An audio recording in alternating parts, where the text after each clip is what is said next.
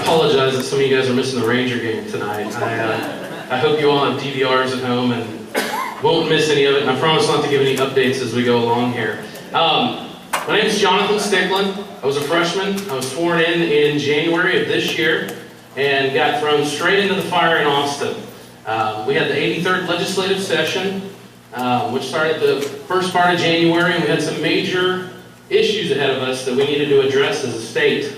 This was the second largest freshman class in Texas history. The last time that there were this many freshmen in one legislative session was when there was a massive banking scandal and about 60 of them got thrown out. So this was a very unique opportunity. We had 5 new freshmen from the Republican side here in Tarrant County, and I can tell you that we bonded very well. We were very effective together, and I'm pretty pleased overall with some of the victories that we had. I'm going to break this down into 5 different areas, just give you a quick overview, but the main purpose of this evening is for me to hear from you. I was speaking with somebody earlier tonight, and I said, I wish that some of the people in Washington would come back home and talk to the people like this. This is amazing on a Monday night that this many people come to the Bedford Library just to talk to their representative, and I appreciate you guys being here from the bottom of my heart. I also want to recognize my wife, Chrissy, and my 2 beautiful girls, Andy and Carly, up here in the front row.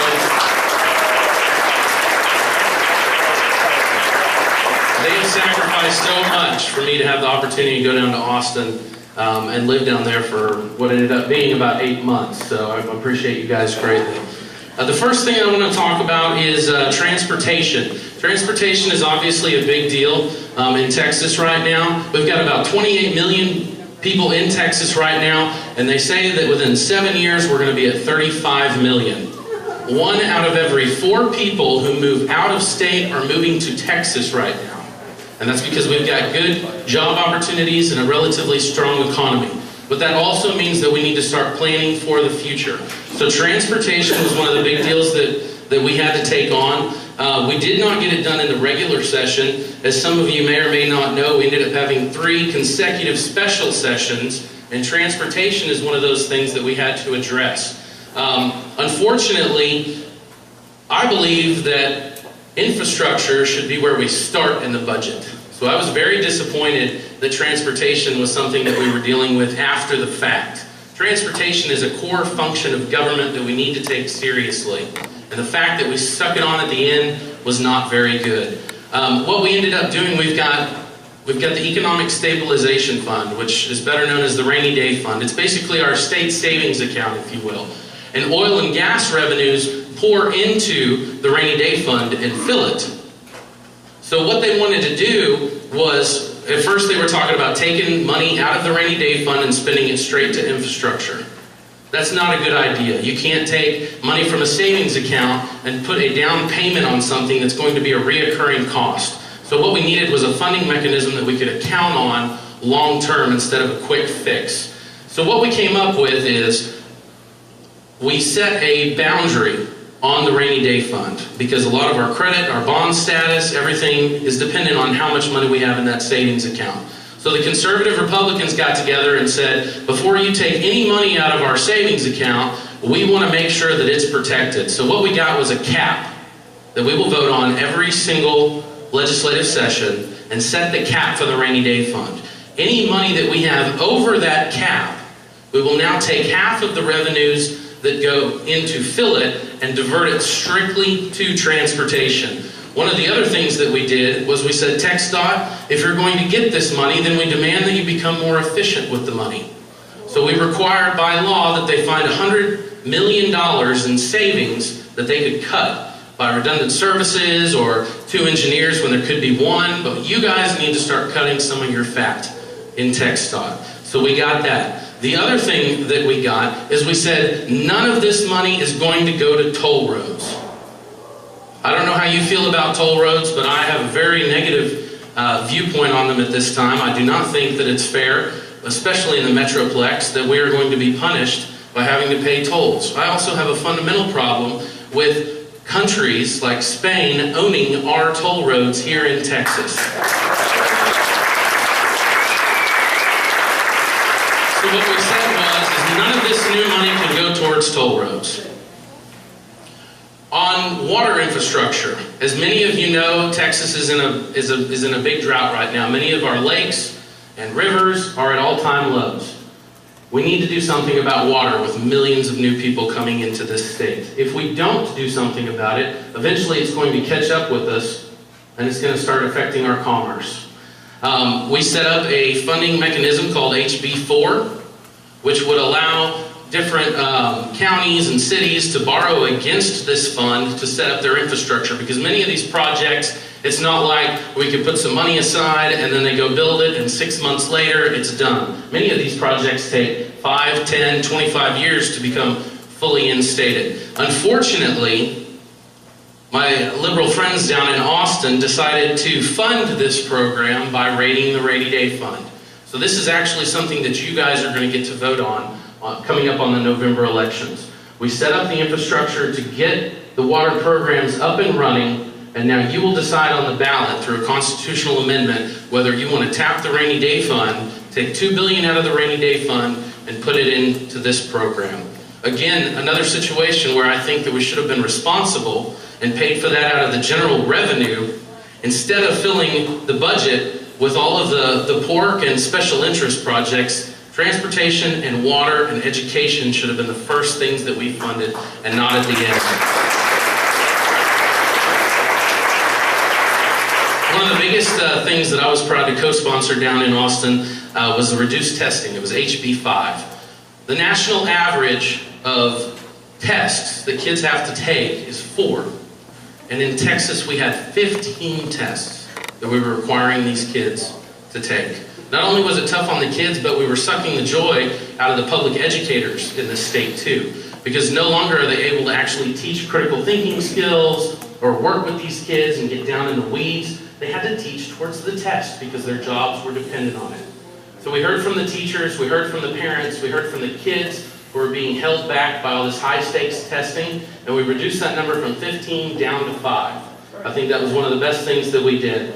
Another thing that we did is we expanded charter schools in the state of Texas. Now, some people will have a problem with that, but here's another part of that we did. We said charter schools are going to have to be successful. You are going to be held to some standards. So the ones that aren't working in the community, we're going to be able to shut those down too. You're not going to receive any public dollars for that. So there was more accountability and also expanded the number of charters that we could have. Another thing that we did was we expanded our online presence with the state. Before, there was about 1,900 kids who had access to our digital learning online that was provided by the state. We expanded that significantly and put some money into some programs looking into expanding it even further in the future and allowing the public school systems to also use those tools as well. A big one, and this one's in the news right now, Obamacare. One of the key parts of Obamacare was setting up the expansion of Medicaid first. And what the federal government did is said, we want the states to go in and expand all this stuff.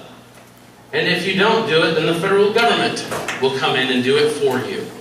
Well, let me tell you something, guys. I've looked at the numbers. I've studied it. If we fully implement Obamacare into the state of Texas, I believe that it will consume 104% of our current budget without paying for a road, a teacher, or anything else. Just Obamacare by itself.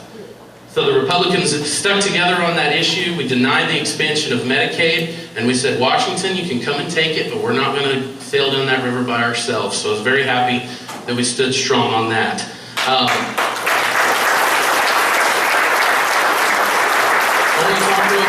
want to talk real quickly, and I'm trying to go a little bit fast so we can get to your questions. I want to talk about the 4 bills that we got through this session. The first one was what we call the military family bills. Basically what this bill said was, and this is actually unique, let me tell this story. The Senate companion over on the other side was Senator Wendy Davis. And obviously a big issue right now. But I want to drive this point home with you. There's politics, and there's disagreement, and there's gridlock and everything else. But I believe that it's vitally important that on issues that we can't agree on, that are good for the community, we need to work with whoever will work with us to get it done. We need to get it done. So this was a unique opportunity where the most liberal I would say, socialist senator in the state of Texas, working with the most conservative state rep, coming together on behalf of military families. And what we did was, if mom or dad are being deployed overseas for 6 months or more, we would allow their children up to 5 days of excused absences to spend time with the family before that change. What we were hearing was a lot of these kids wanted to spend time because sometimes mom or dad don't come home, as you know. It's very tough for them to be gone that long. A lot of these kids were taking off anyways, but unfortunately the way that our public schools are funded is based on attendance. So the schools were in a position where they wanted those kids to go off and spend time with the family, but it was affecting the bottom line at the same time. It was also holding the kids accountable. So it was affecting their grades and their passing at the end. Now, they will have up to 5 days of excused absences, so it will not affect the schools, and the schools can actually step in and do what I believe they wanted to do anyways, and allow those kids to spend time with the family, and the kids won't be affected as well. The other bill that we had, and you might have heard about this, was, y'all know about all the NSA stuff and the government listening to, reading our emails and phone records and all that. We started working on an email privacy bill. When all the statutes were originally written was in 1986. No one in the world thought that we would ever have the server abilities or the technology to hold on to any of this data for very long at all. So what they said is that anything left in your inbox after 180 days was considered lost and abandoned. So law enforcement or the government did not need a warrant to go in and request access to your email. Well, I don't know about you, but I keep emails past 180 days. And I keep emails, between me and my wife or business or what have you, that I don't want anyone else reading. It's my property, Fourth Amendment. So what we said was, that is everyone's personal property, and if you want to gain access into somebody's email like that, then you have to go through the courts, you have to have probable cause, and you have to get a warrant to do so. All right.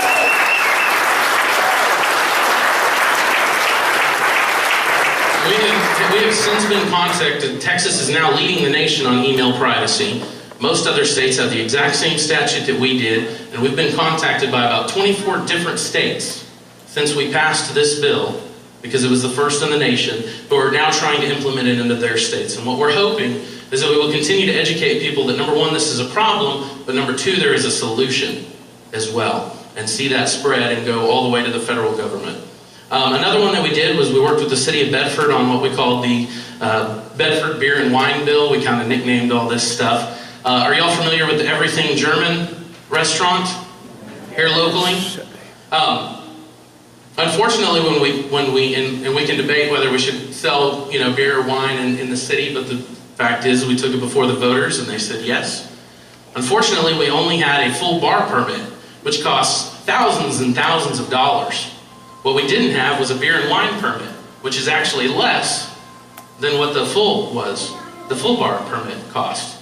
It was a couple of $100s as opposed to thousands of dollars. So what we said is that if a city has gone to its voters and they have ratified that it's going to sell alcohol in it, that they can also sell them a beer and wine permit. Now that may not sound like that big of a deal, but this is going to save small businesses across this state millions and millions of dollars. So we were pretty excited about that. We also carried a bill for Tarrant County that had to do with sewage on abandoned properties. There was quite a few people who would abandon their properties. They would have a septic tank, and legally we can't go on and do anything about it. And the county had a couple of instances where the sewage was leaking up through the ground and traveling down into a water source or into a neighbor's yard, and there was nothing that we could do. Now, if they give enough notice and get permission from a judge, take it before the judge, now we can go in and fix those situations. It was very cool to me that we not only helped the military families, we led the nation in email privacy, we got a bill done for the city of Bedford, and we also got a bill done for Tarrant County. I believe that we passed more bills than almost any other freshman this session, so that was pretty cool. A couple of the other bills that we worked on a drone bill, which said, again, you have to have a warrant to come out and take pictures of me with a drone, and we put restrictions on drones that we never had before. Another one that we did was for retired teachers. Retired teachers had not had a raise in this state in 12 years. A lot of people felt like TRS Care had not been contributed to properly as well. So we actually got to go in there, take care of some of our financial obligations, and give retired teachers their first raise in 12 years, which I think was definitely reasonable. And then of course we have the pro-life bill, which I'm sure a lot of you saw in the news. It was a big deal specifically here in Tarrant County because of Wendy Davis's shenanigans. I want you to know that your Republicans from Tarrant County fought harder than almost anybody else in this state. We stayed up there during the filibuster, never left the Senate floor, stood there with our colleagues. Wendy Davis actually put out an email the night before and said, "I'm going to filibuster the bill. Send me in your stories so your voice can be heard from the Senate floor." And what we did, and the Tarrant County reps did, is we went out and we purchased 86,140 pieces of blank paper, blue and pink paper, and delivered them to Wendy Davis's office to represent the number of kids who were aborted in the state of Texas last year, whose stories will never be told.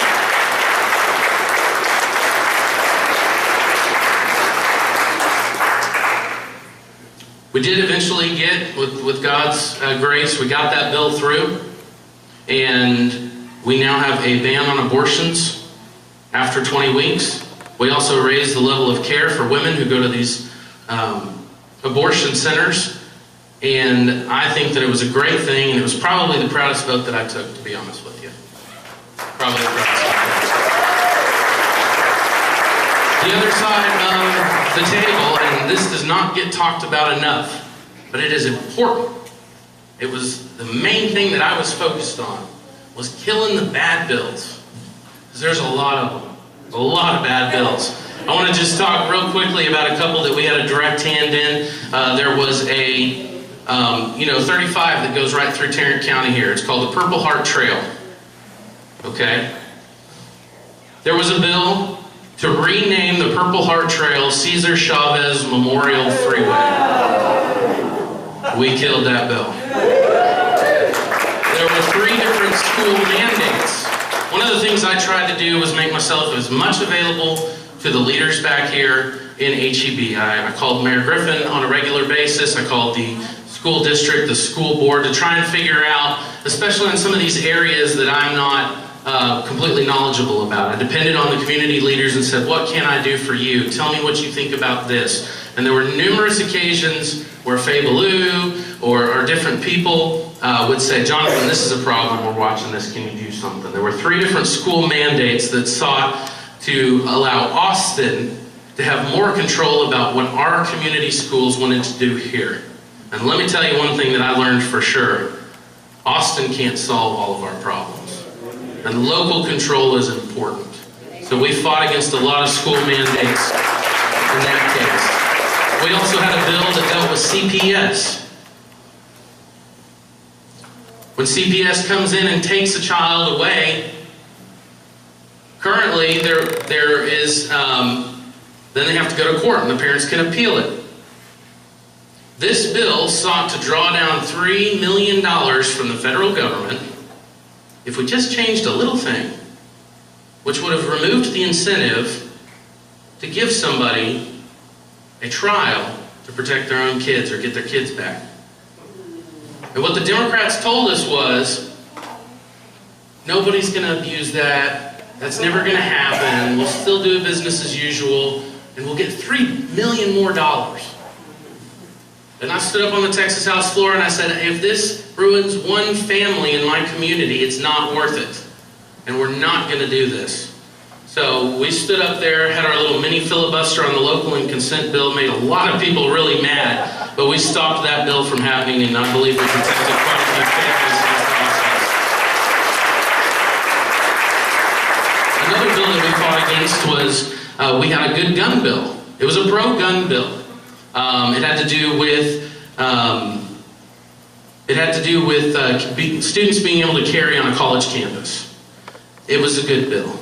But what they did is they took the bill through the committee process and put an amendment on there that said that legislators were going to have a special privilege, and they would be able to carry anywhere they want.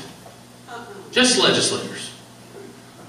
Now, I'm about as pro-gun as you could ever be, but let me tell you what I'm not.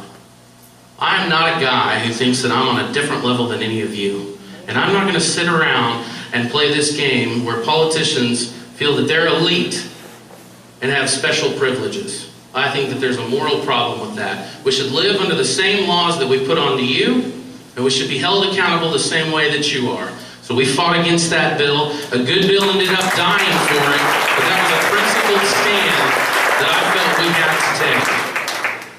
I want to talk real quick about some of the things that we didn't do this session that I really want to get back to Austin and do better on.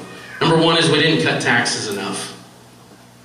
Right now, we are experiencing record amounts of sales tax revenue and different revenues from oil and gas and everything else. And Austin's first reaction is to find places where we can spend all that new money. I operate under the assumption that it's your money. How can we get it back to you at the biggest rate possible? But that's not going to happen until we start prioritizing our spending in this state.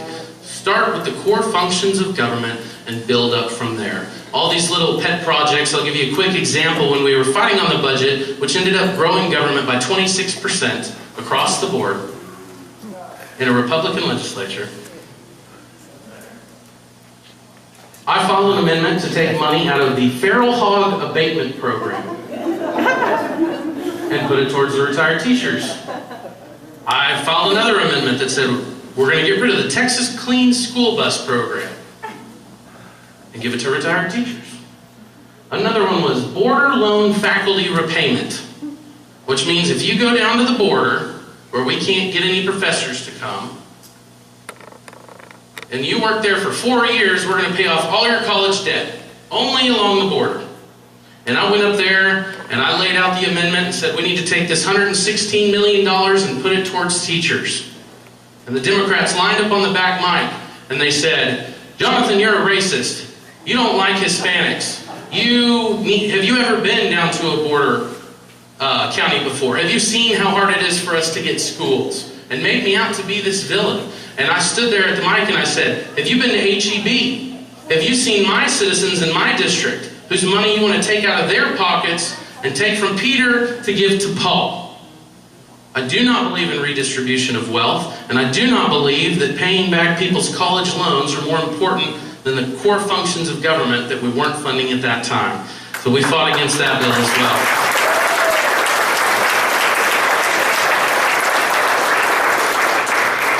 I want to talk about some of the local issues that are coming on, and we're going to move to questions and answers.